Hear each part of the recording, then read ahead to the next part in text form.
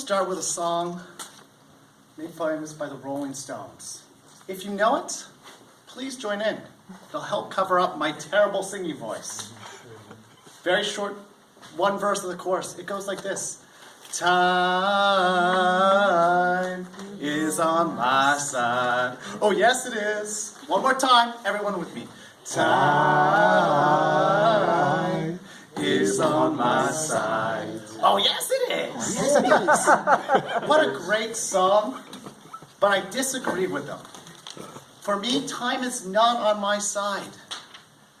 So, with that in mind, I want to help elucidate, show you what I mean by this. If you're wearing a watch, please raise your hand. If you have also a phone or any other sort of device, raise up 2 hands. This seems a bit excessive. Guests, fellow inmates who have prisoners of time, and psycho-emotionally balanced people. Time, I have blindly handcuffed myself freely, knowingly, to the authority of time. It's not an accident that I'm wearing a shirt with gray horizontal stripes today.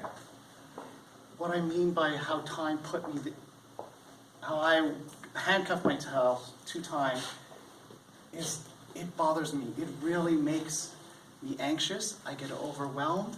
I stop listening to those who are close to me and I care about. So I'm going to make 3 points. The TH3, the T. Time is everywhere. As I said, we already carry multiple timing devices on us at all times.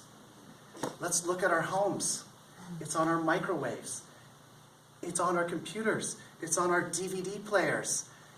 It's beside us before we go to bed as our alarm clock.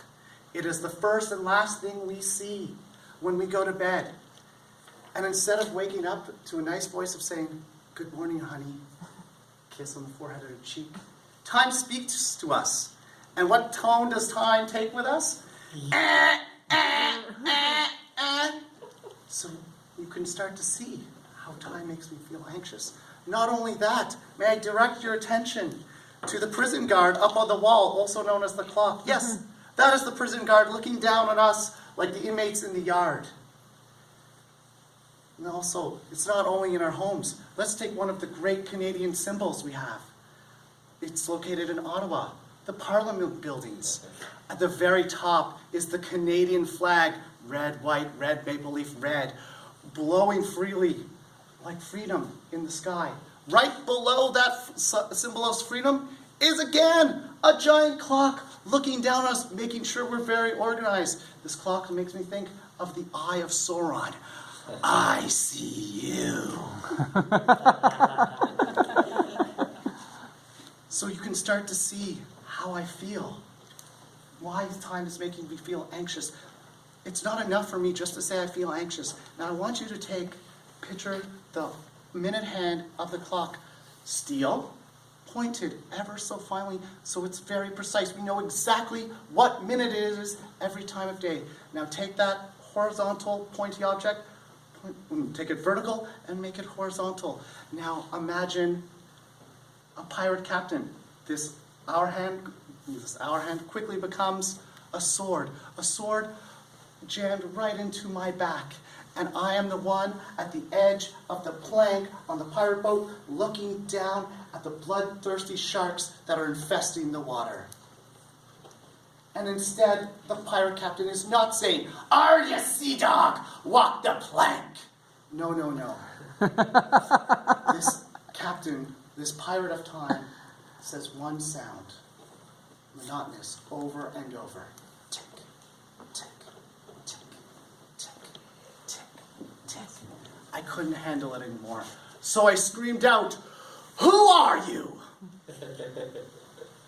And now we enter to today's 3 figures that I want to introduce you to time. The first one, Father Time. Got a little relaxed. Father Time. A parental figure. One who's supposed to nurture us, care for us, help us grow up. Father Time, this name came from the Renaissance period. However, this figure of time went by another name. We have to go back to ancient Greece. But before I reveal your name, I want you to remember when you were 5 years old and your parents took you to a friend's house for a play date to play with them. You walk up to the door. Your excitement, you start to feel it right here. You ring the doorbell. Ding dong! The excitement goes up. On the other side of the door, you hear the footsteps approaching you. The excitement's here. You see the doorknob turn. You get a very excited smile on your face. That figure that opens the door, he is ripped, huge, in a white robe. Okay, intimidating. A very well-built man. I better obey him. And then in the other hand, he's got a large wooden staff with a sharp triangular point that goes out. Yes, this tool is called a sickle. In the other hand, he holds a baby, couldn't be older than 2 years old, upside down by the ankles. This figure, who was known as Father Time in ancient Greece, was the deity Kronos. This is the god of time, people. I don't know about you, but this is not helping me with my anxiety at all. The last figure of time I want to introduce you to must be related to Kronos, because in 2,500 years of mythology, there are only two figures I know that carry around a sickle. Kronos and the other one, who's not well built. He's all skin and bones, minus the skin. And not a white robe. He has a black, raggedy robe, large hood, with beady eyes. That's all you can see. Yes, this is the Grim Reaper, the one who comes to you when your time is up. Now look at that. That is the last figure I want to introduce you to. That is the one-eyed, red-eyed Cyclops of Toastmasters. Now you can all understand why time gives me an overwhelming feel. Back to you, Mr. Taylor.